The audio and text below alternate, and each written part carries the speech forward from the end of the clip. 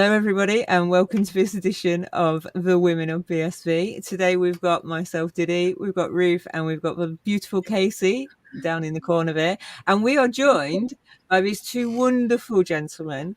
One of them is Inside Out, who is Kevin Murphy. Hi, Kevin. And the other is Mikey, who's on Twitter @From Arise, who is from Darkness Arise, which is the name of a metal band that he's in, which are absolutely awesome. You need to go and check them out on jamify.xyz.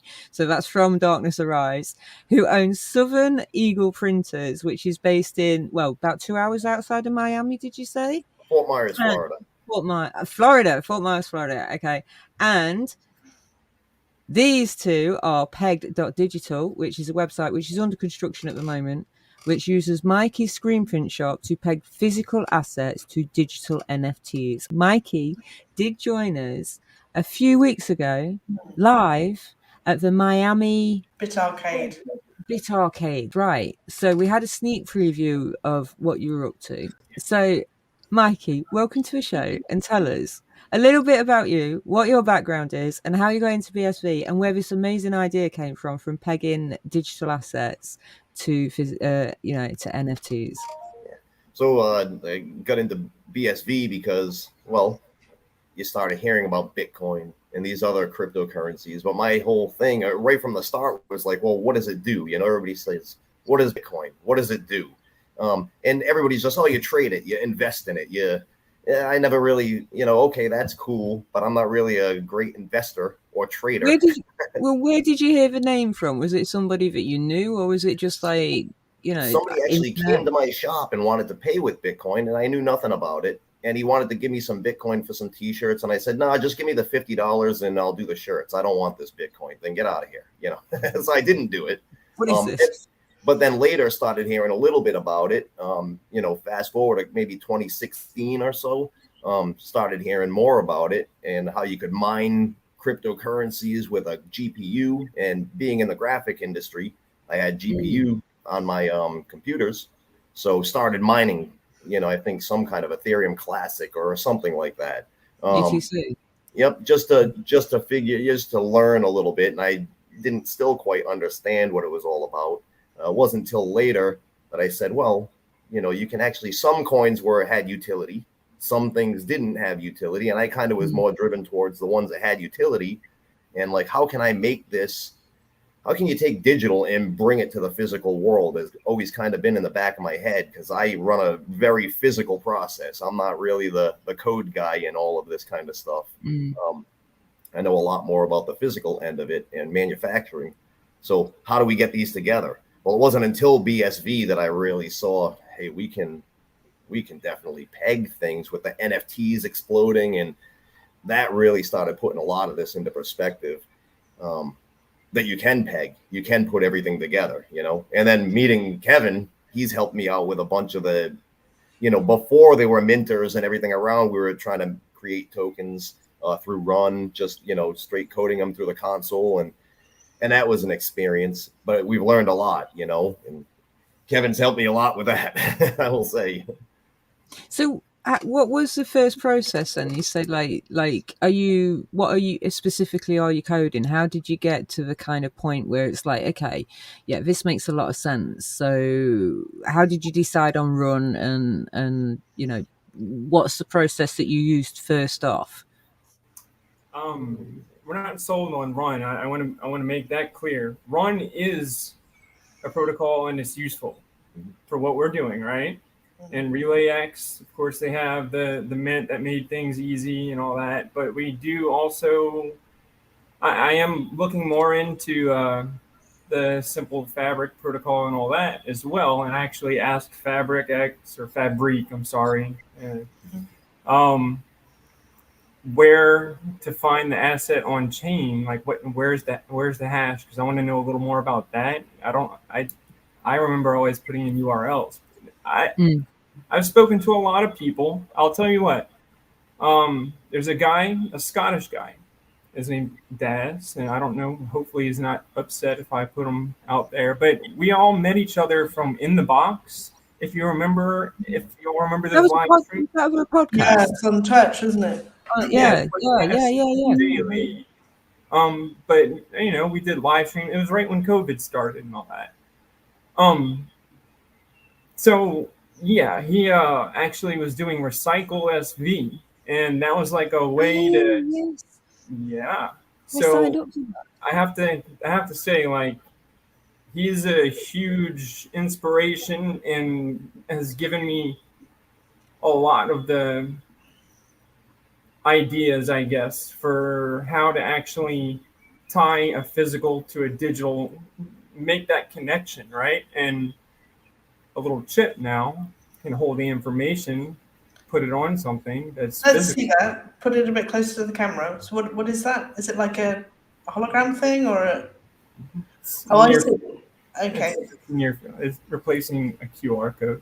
Does that get put into the actual T-shirt itself then? So it does. So, and is that scannable? Yes. We'll Yep. demonstrate that in a second. Yep.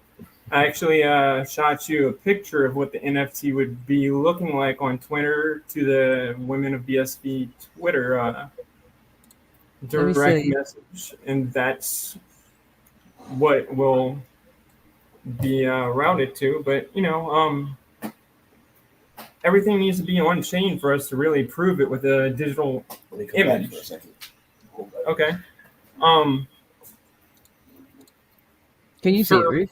Like, NFTs don't always have to be visual, right? And we realize that they're contracts, but for this particular proof of authenticity case, and we have a bunch of different things that we're planning on doing and we already have done, but this is just a demonstration of what we're willing to show right now.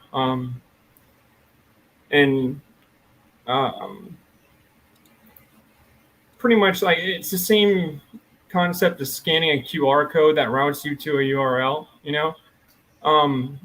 I can actually send this NFT to whoever is going to get this particular shirt, because it would be like going through our storefront whenever it is live. We'd be requiring a RelayX handle for this particular product, and we'd ship the NFT, I guess, send the NFT to a wallet that belongs to the person who's getting the physical item and provides us the shipping address and all that as well. It'll be part of the checkout process. Pay with BSV, credit card, all that. I think Mike's getting that tag embedded into the shirt right now, so we can do a quick demo. But one thing I do quite like about RelayX is that it handles the sale for you.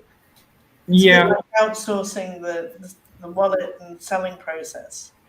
Yeah, the thing is, they don't have what tripped us up on a lot of things is there's no checkout process for RelayX, right? If you buy an NFT from them, it's up to us to build the storefront and have people walk through the checkout process. Mm-hmm. And what makes us unique as well is a lot of people can, like, this idea has been done. It's unique, but people don't, they might go and try and do what we're doing through an online print a shop where they're going to have something printed on demand and shipped to them, and then they're going to have to peg it themselves. It's not going to be financially feasible for them to do it. They're going to go broke in the process. I guarantee you.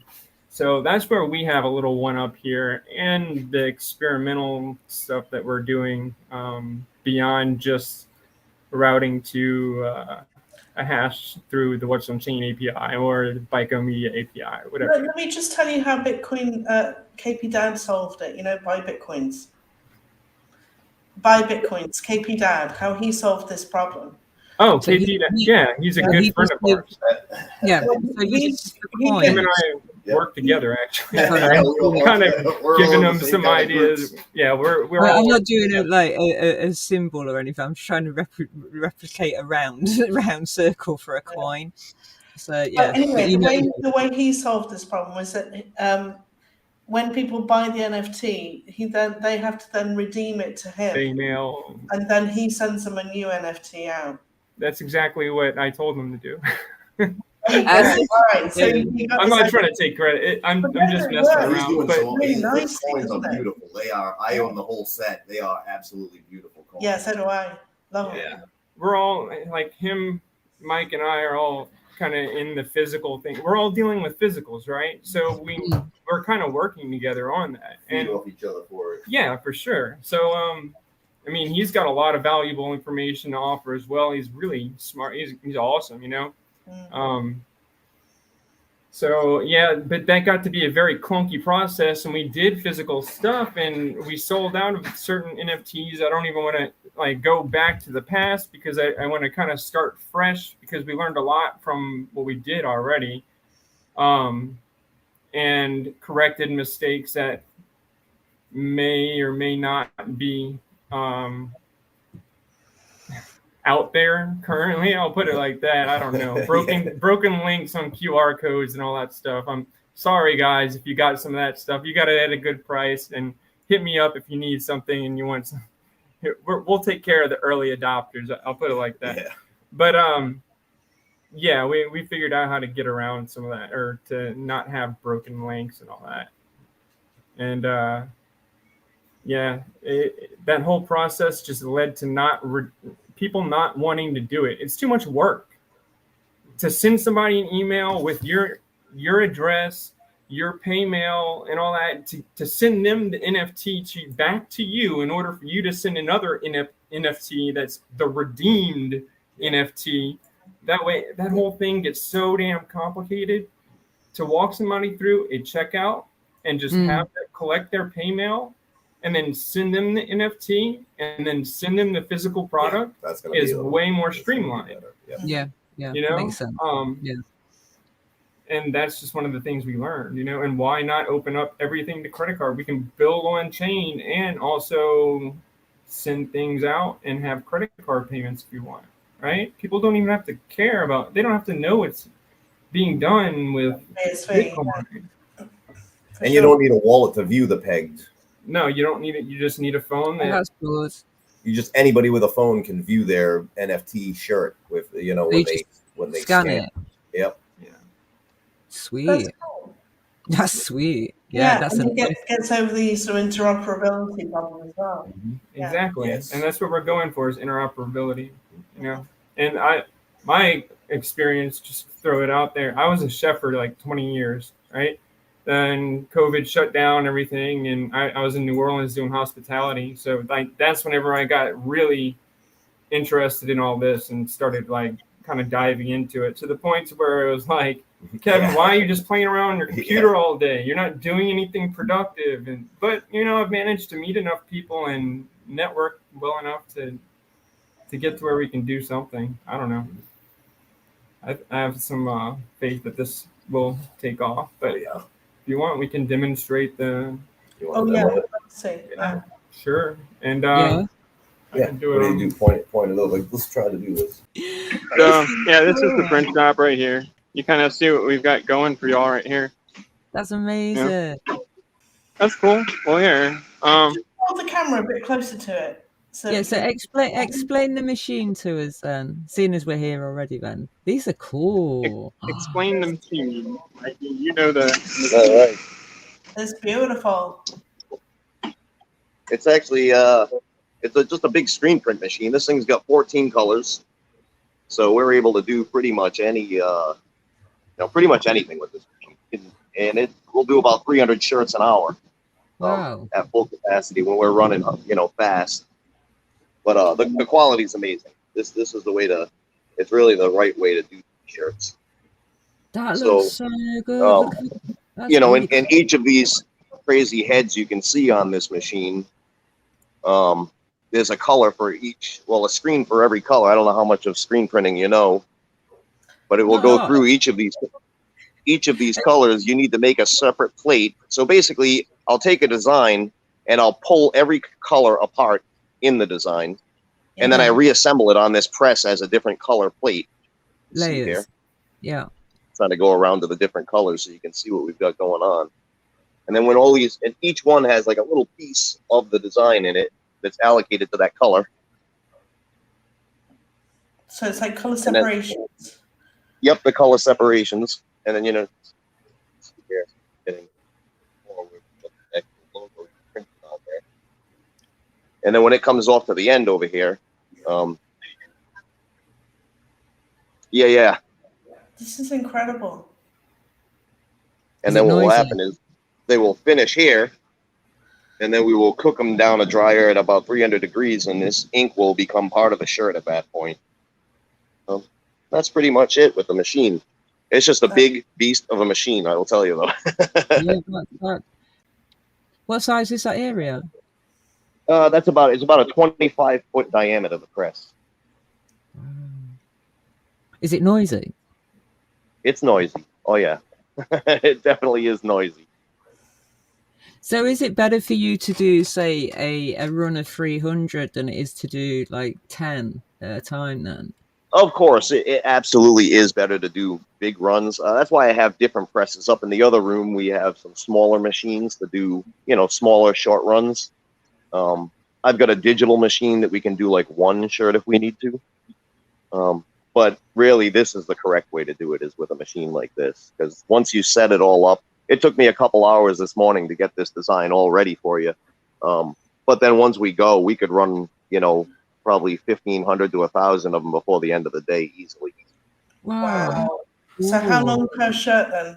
Like a couple of minutes or something?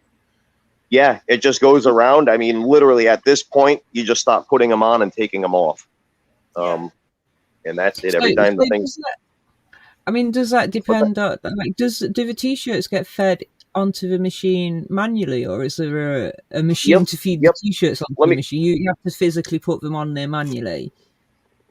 Yes, they have to be put on manually. I could hand the phone back over to Kevin, and I could load and unload this machine a little bit so you could see kind of how they go on. Give me 1 second. Cheers, Mikey. This is fascinating. This is amazing. Mikey, I have a ticket printing business, so I'm all about it. I don't think he'll be able to hear you, Ruth. Yeah, Ruth. And that's them getting loaded on where they get baked on pretty much. All our stuff is digital printing though, so it's a lot less hassle than this. It's like, because that takes a little bit of time, doesn't it? Actually physically putting the t-shirt off and in place. That's going through the baking process now, is it? Yeah, and then I'll catch it at the end. It'll take a second to go through, but after it goes through there, then the ink is part of the actual shirt. It's not going to be here. Love the design you made for us. Thank you for that. I thought it was really terrific. Let's see. Then down this end. Yeah, so how long is the baking process? Pretty quick. I think about 20 seconds or so. That's it, coming out right there. Like when you do a slice of toast at a restaurant, like a hotel breakfast bar in the morning. And is it hot when you pick it up? Yeah, I bet it is. And then the whole pegging process is completely, a separate thing. So, I don't know. Everything falls up into there. One after another. Everything's caught down there. So, like I said, the tie to the physical to the digital is a little different. It's like it's the separate part. There's a lot of different things we can do with that part of it. I don't know if, I think, I got a lot of messages about what Craig Wright was saying on day 2 of the Dubai conference. And that what we were doing was pretty much spot on for what he said, because I think he used the Gucci bag example or something like that. Mm-hmm. And having some sort of unique, like a proof of authenticity or verification of authenticity on chain, right? Yeah. And a link from a physical Gucci bag and that hash being pointed to on chain. And yeah, because that stops fraud, especially for designers like Gucci or Luciana, But it's not just that. In this case, you've got an actual print run, haven't you? So you can, you're tracing it back to this actual print run, which I think, if you've got it's for like a music festival or a concert or a conference or something like that, is really valuable, isn't it? To know that it came from this print run. Because it may never be allocated, you know? Yeah, easier to find as well if you can list every single item from each print run. Yeah. Yeah, this is something that, you know, like Mike has a print shop, right? So obviously people think shirts because he does a lot of shirts. But that's not all we can do. And I heard you mention like the festivals, right? Mm. So this is something that I feel like could be brought to festivals and pretty easily like be sold on the spot as NFTs with a Relay X wallet on their phone or just hand cash or whatever, and then swap it up, and they've got something that is an NFT on chain that is tied to the physical product. So. And they can redeem that anytime they want. And you, as the retailer, you don't need to take all your bulk with you, do you? You just take one or two as an example, and then just do everything on the phone, on your QR, on chain, and then when you get back to the shop, you just have all these orders from people to send out. Yeah, tidy way of doing the tag is in there. So, yeah, and that's the idea. Let's see. Cool. All right. Well, how much does one of these typically cost? What's the price of one of these t-shirts? How much does one typically cost?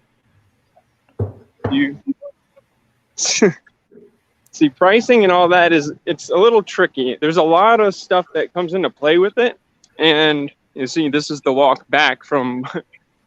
This is the office of the print shop. Glorious. Yeah, look at that beautiful blue sky over there. Whereabouts are you? Are you in Miami? 2.5 hours north in Fort Myers. Wow, it's beautiful. Yeah. The west coast of the Panhandle. Yeah, so that's what I was showing you all earlier. So how many can the small one do? The small one is that. Oh, I hear myself there. You got light. Oh yeah, that's Nate. That's Nate. Something good. Yeah, we did that with them, and then up here, you can actually see the QR code that we put, and that QR code is specific to each print. An NFT. So, such a cool workshop. And then let me do this. All right. That's an amazing machine that you've got there, Mikey. Yeah, it's fun. It's a fun job. Yeah. You were a print shop? Yeah, I do. Yeah, but we print tickets and vouchers and wristbands. So paper product, which is a lot easier than t-shirts, I think, because that would be digitally printed. So that would be something that you would do. Say it's talking about music festivals, because obviously you're a musician. No. Yeah. But wristbands are very popular, aren't they, at music festivals? Oh yes, absolutely. And yeah, that could be conferences. Yeah, conferences as well. I remember when went to CoinGeek in 2020. There was a really nice little wristband, so you could do kind of all of that stuff anyway. Then. We could. I tried. I don't do as much of that stuff. Only the process of what I do. It would cost too much for me to produce those. Just because of the way my machines work. Some things are, you have to be able to get a dollar amount to set these machines up and run them. So we won't go with something that you could get for 25 cents. I probably couldn't print or produce. Okay. Once it gets into the more couple dollar range, then it's profitable for us to produce something like that. So give us an example of what you can print then. What the items that you really like doing? Pretty much. Most of the shop is set up for textiles. So we do a lot of just t-shirts, bags, like canvas tote bags and stuff like that for some of the local boutique shops over on these islands out here. A lot of resorts. So we do a lot of resort type of tourist stuff. Posters, like screen printed posters, like I think he was showing you one that we did, and we pegged that one. That was for Nate Lindley. Yep. So we did that one with him. that's just another thing. But you name it, plastics, glass. You can print pretty much anything with the machines that we have. It matters the profit margin. That's the biggest thing. If it's worth it, I'll print on it. So, for example, then, like it's not flat. How does it print on it if it's not flat? Well, I need flat. So anything flat, we can do it. So you can't do caps then? Yes and no. I typically would embroider those. That would be done with an embroidered machine. Yeah, or you could do a beanie hat because they lie flat, don't they? Yep. So that would be quite good. So for example, the t-shirt, how much would a t-shirt be, for example? I mean, typically, if we're running like a full 12 color design on a shirt for a customer and they're ordering, 500 of them, we'll typically put them out the door for about $12. Okay. On a batch of 500. And that's not pegged or all of that other stuff that we're working with. Yeah. That's just a typical shirt run. So trying to put the whole pegging together with it, and depending on the size of the run, how many colors, the type of garment, we would arrive at a price that, it's very custom. It's extremely custom. The shorter the run, the higher the price. Yes. Yep. Yeah. Well, that makes sense. So for example, if you're printing just a one-off t-shirt, I mean, what's that going to be? I would probably say $25. Oh, cool. And I would do that with a digital machine. Right. Yeah. Oh, right. And we didn't see the digital machine. How does that work? Is that also a screen printer? And it's basically you'd be printing to a film and then heat pressing it. And that's just it's okay. I mean, the quality looks pretty good. Go get that. It's nice. That Novo shirt. And so there's a screen print, because it can be kind of a little bit out of focus, can't it, when it's digital? But the screen printing itself, I've always noticed this myself. Screen printing is like 8K camera compared to like an 8mm camera or something. Like this one we just did as a one-off for somebody. Novo. Okay. Magic Interest Monday. Join us. Okay. So is that what Novo is? That was done on the one-off. Yeah, just as a one-off thing. And that was digitally done. Yes. Yep. And it looks okay. And you can't really see on camera the real quality difference. When you have them in your hand, you can really feel it. I know what you mean. And presumably the screen print washes better as well. Yes. Oh yeah. They wash the screen printed stuff. You can just keep washing it. I've got shirts that I've literally got the first shirt I printed when I was like 13 years old, and it still looks pretty good. I wore it all through my teen years. And what was it? What did you print on it? It was for a tattoo parlor that my dad owned a print company when I was a kid. So I ended up just loving to mess around with him and say, hey, let me try stuff. And he was at work one day. I decided I'd set up his press for him with this 6-color design.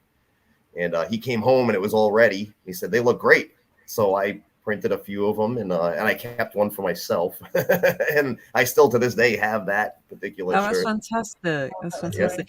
Yeah. Well, first off, this is... you will see it. Right. It's beautiful. That's just the NFT right there. You can see at the very bottom it will say 1 of 10. I can actually send that to whoever's getting this shirt, but this is the shirt right here, correct? Yep. All right. And where? I put the tag right on the sleeve. Okay. Well. Tag on sleeve. Oh, yeah. Have you got some kind of reader in your phone then? Most phones have it. That was it right there. Yeah. Wow. And that is routing to, you can't read it, but it's routing to a Bico Media hash, basically. Here, I'll do it again real quick.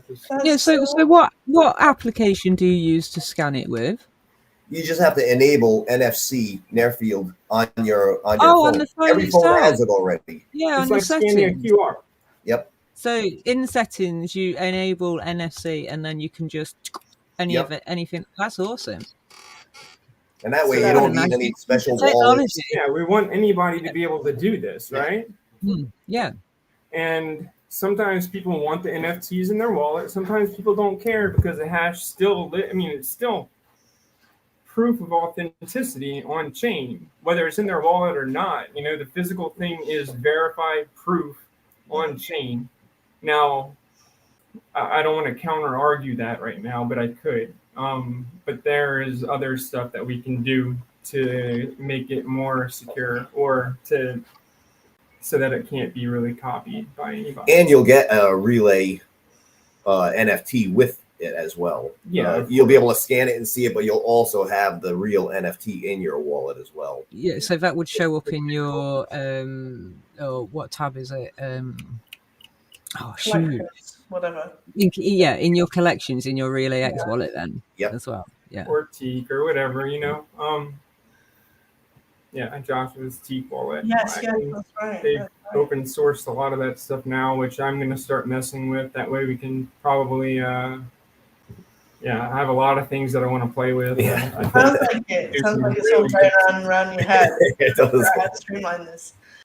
I want to offer the pegging service to any artists out there and have us sell their art for them.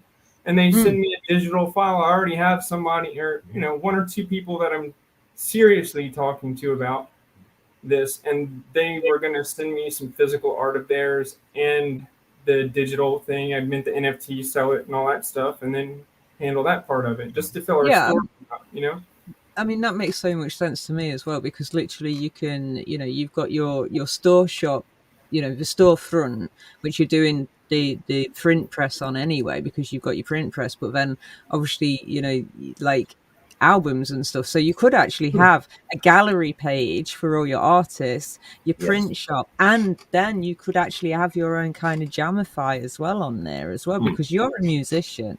So obviously you can do album covers and posters and things like that for musicians. So you've got to know a few musicians as well. What's the plan?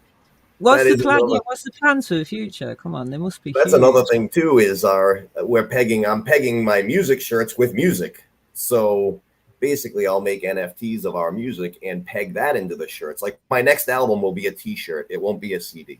It will be a T-shirt that I sell. Oh, that's cool. And it will be pegged, and the album will be on the shirt. And I just see that's going to be the way. That's going to be people don't have CDs anymore. Yeah. No, but they do wear clothes. Everybody has artwork that goes with it. Better.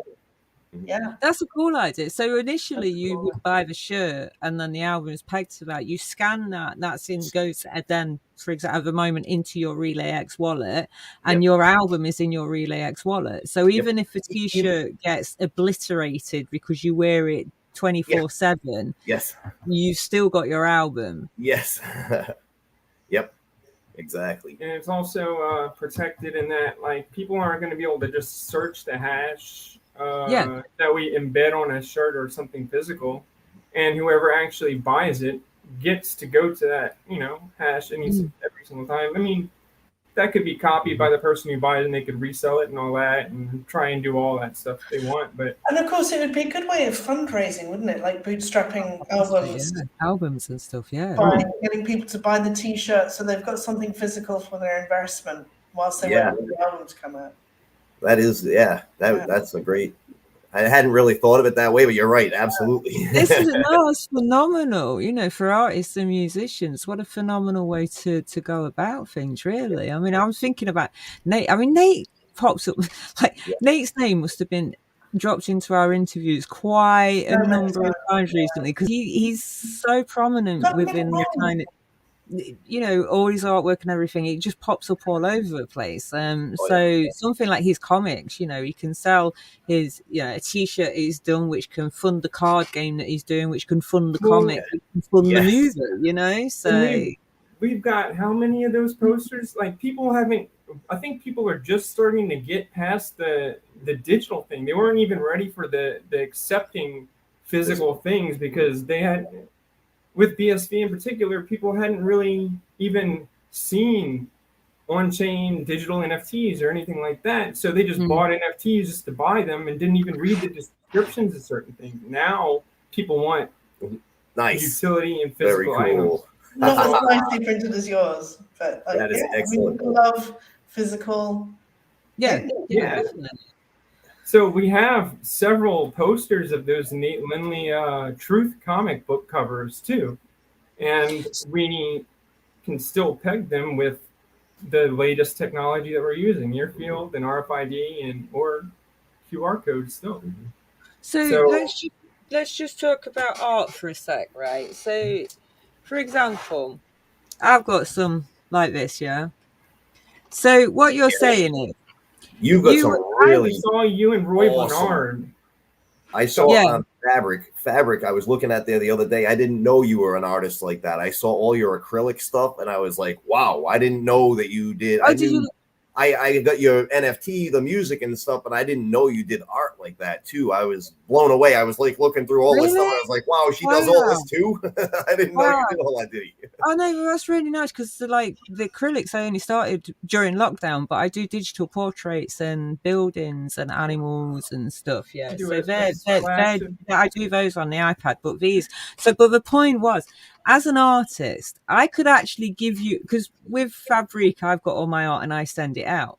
But with yourselves, I could give you all my art. Exactly. And you could do it all for me. And all I need to bother about is the fact that it's sold and there it is. Yep. There's my money in my wallet, because you could actually, in your space, you could actually put the art on the wall and display it, but you would keep hold of it until that art sold, and then you would send it out. Yep. We're trying to do that kind of stuff. That is kind of what we want to offer for projects.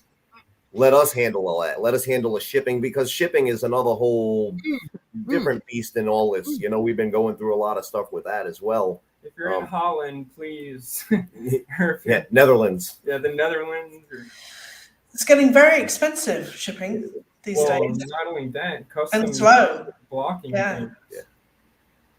So are you international at the moment? I mean, obviously, like you just said, because it is better if it's, local is cheaper, but you are international. Yes. We ship to New Zealand, the UK, Australia. Yep, no problem. Anywhere. Canada, all through the US. Netherlands, we keep getting stuff sent back, so I don't know. It's for whatever reason it is. I don't know. We just keep having problems. I don't know.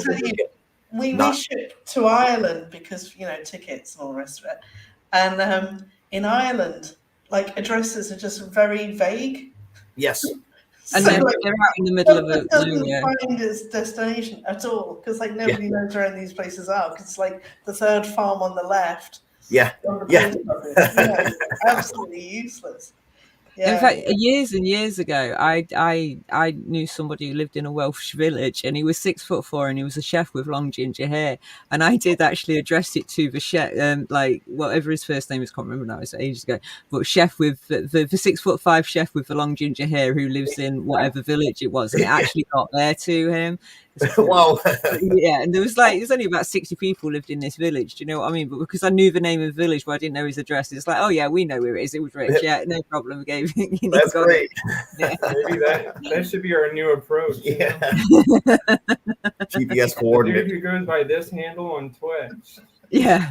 Well, I mean, you were saying about things with. Is this why you were called Prices Wrong? Because things have been priced wrong, and you want to rectify that. Always priced wrong. Yes. Well, and when I realized what BSV did compared to BTC, it just made me say, no.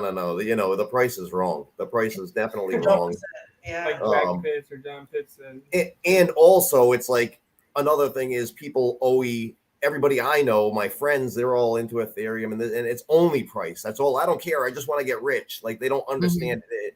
If I start talking to them about pegging or this, so that's where that whole thing came from, basically. That's cool. Did you watch any of the conference? I did watch day 1, some of day 2. I haven't watched day 3 yet at all. Right. So I was going to ask you, because you just mentioned ETH. So Xiaowei came out from Scrypt, came out with this amazing thing that he's coded, and it's and it's that's the Ethereum program. Okay, so it with one click, it changes Ethereum smart contracts to BSV smart contracts. Wow, is that right? Really? It compiles Solidity to Scrypt. Oh, wow! Or transpiles in one click. In one click. Yeah. So, and as we know, I mean, fees are minimal on BSV, aren't they? They're like micro payments. So it's like fractions and fractions of a cent for transactions.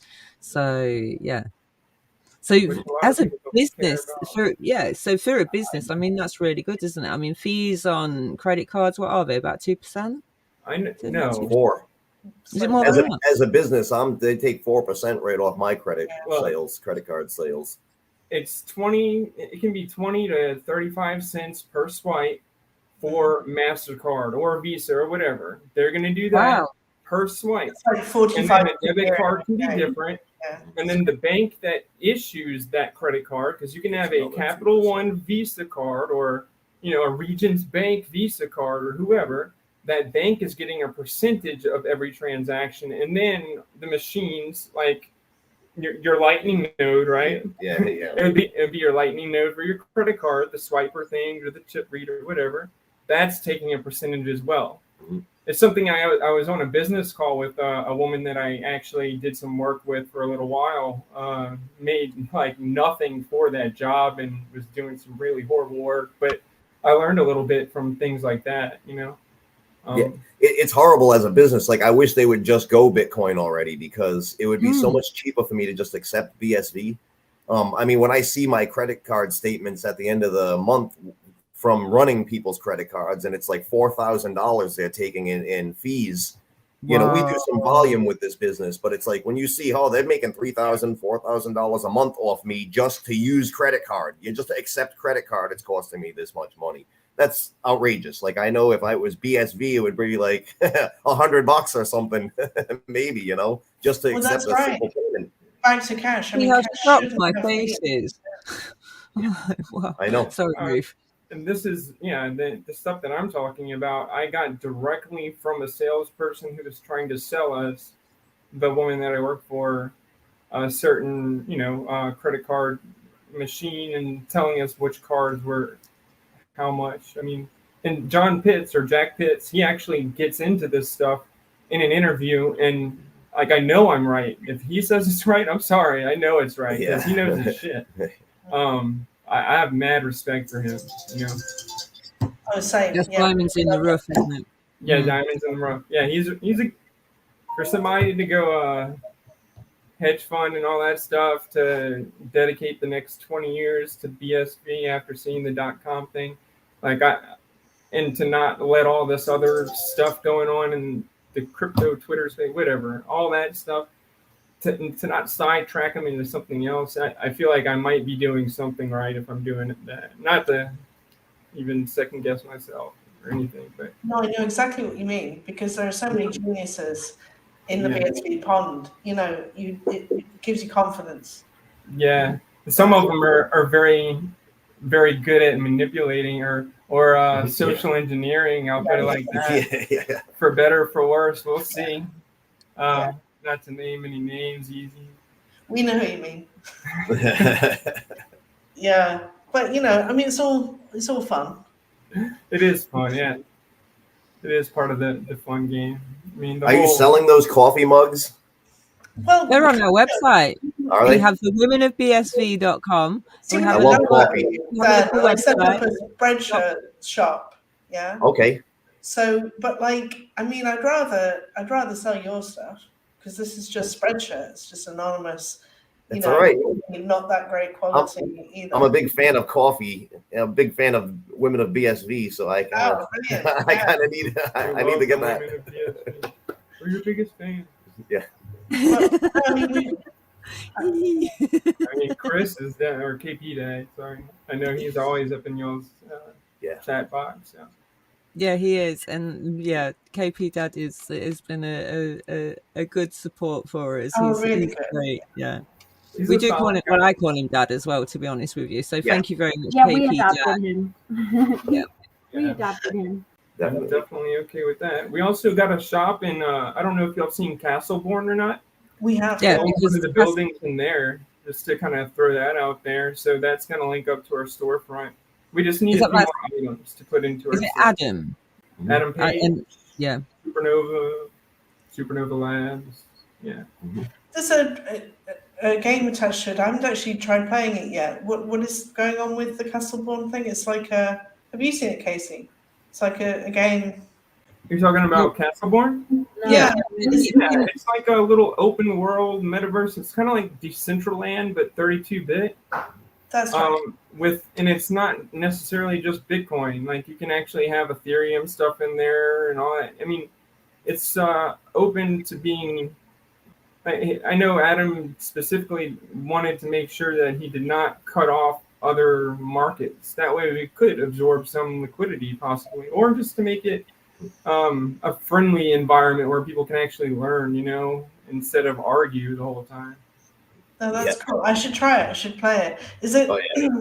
Can you kind of put shopping malls in there and stuff, or is it for businesses as well, or just for individual players?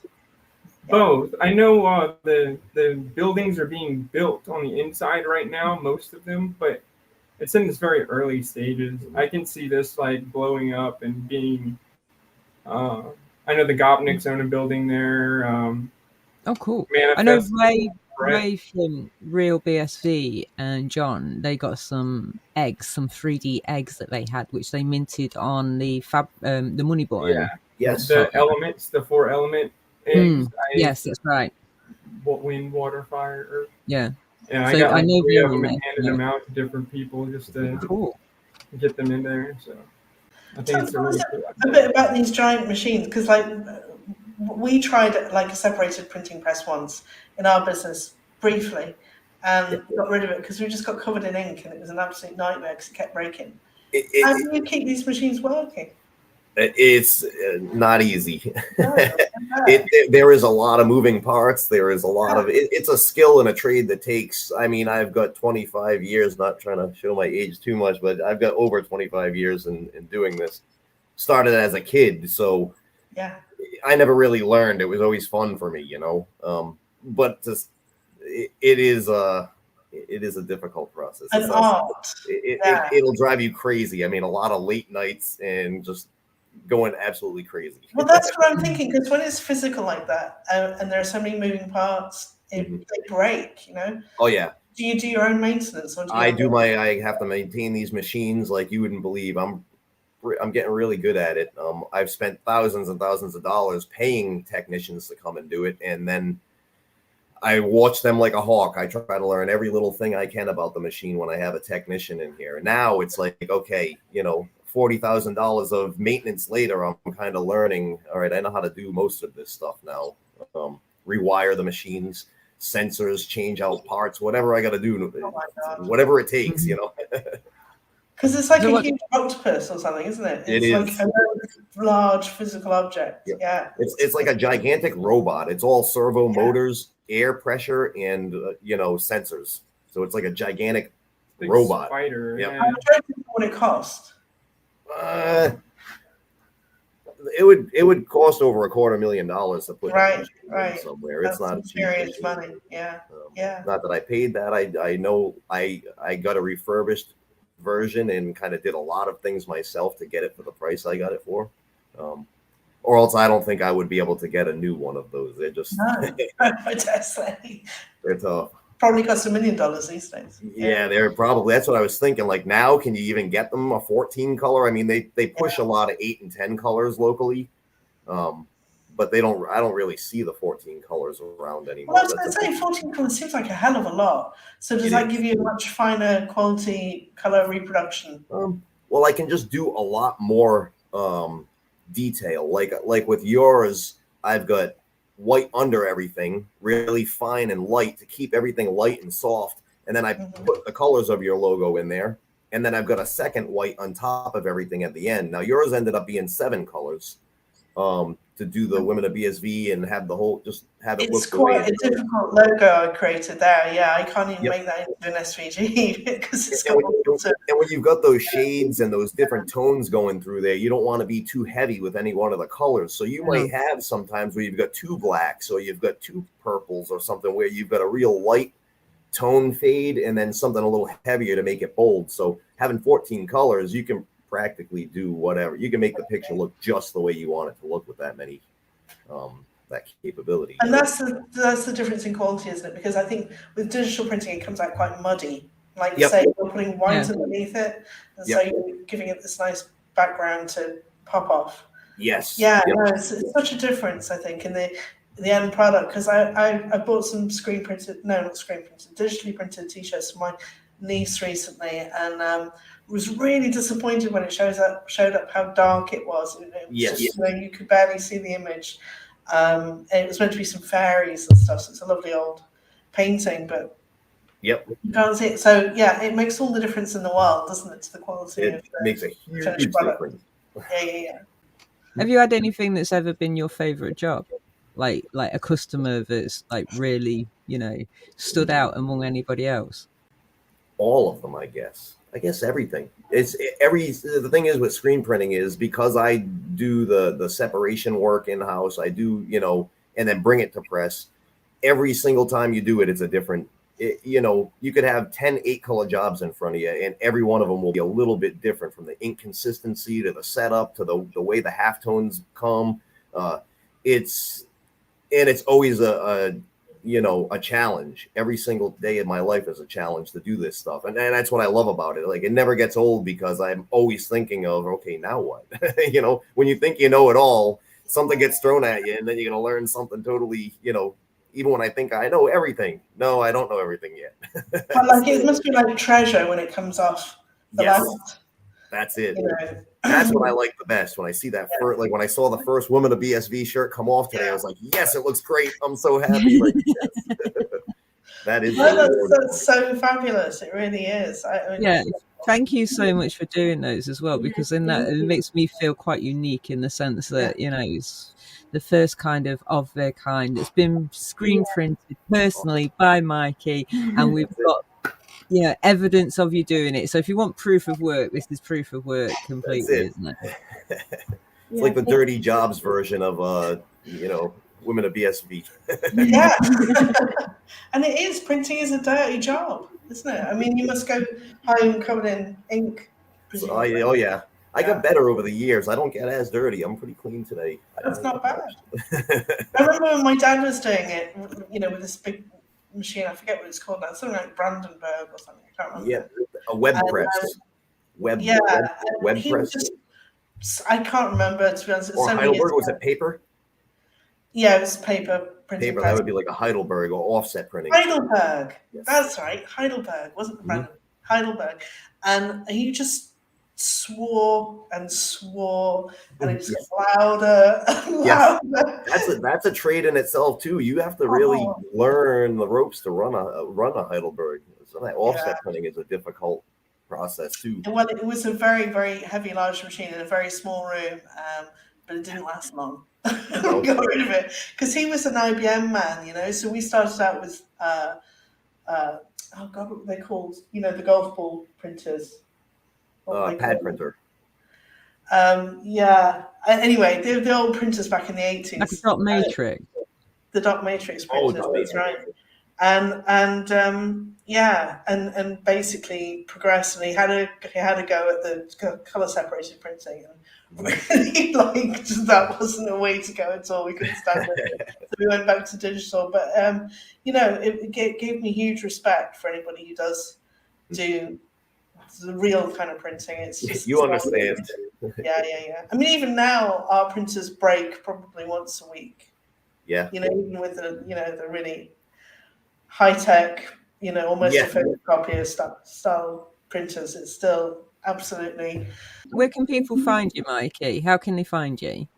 I'm all over. I'm on either Twitch or Twitter for the most part. What's your handle on Twitch? On Twitch, I'm user 279. Okay. Or just Mikey. Yeah. And it's hold on, it's Southern Eagle Screenprinters.com, all one word, yes. Yeah. And what about Screenprinters.com or FortMyersShirts.com? Hortmeyers. How do we spell Hortmeyers? Fort Myers. Fort Myers Shirts.com. So can I share your website for a sec so people can see it? So I've got this because it actually is really cool. There, I love this little eagle. Can we see it? Yeah. Okay, so this is your website, yeah? So Master Screen Printers in Fort Myers, Florida. Open Monday to Friday, 9 a.m. till 5 p.m. There we go. We've got amazing quality, and we've got all these designs here. This is beautiful. Yeah. So this is SouthernEagleScreenPrinters.com. So you can go here, and here's a email address and phone number. Or, like Mikey says, you can find him on Twitch, or you can find him on Twitter. Yeah. Wonderful. Well, we'll add some links to it from our website as well. Links will be in the description box. Image of the shirt as well. And now what I did with this with these shirts, I made 10 tank tops, 10 t-shirts, ladies fit tees and tanks, and I did like a couple of each size, like 2 of each size. So you've got 20 shirts total, 2 small, medium, large, extra large, double X. So I did 2 of each size. Just if you want later, send me in my email or whatever you want, or on Twitter, your relay address, an address to send the shirt so I can get these in your size, and I'll get these sent out to you. That's amazing. I'm so excited. I have to figure out a way to pay for this. No, we'll figure it out. I like to trade. You're giving me enough by, giving us enough by having us on the show. And no, it's not enough. Our name out a little. You have to give me some work to do for you. Okay. Okay, we'll do it. I'll do your painting.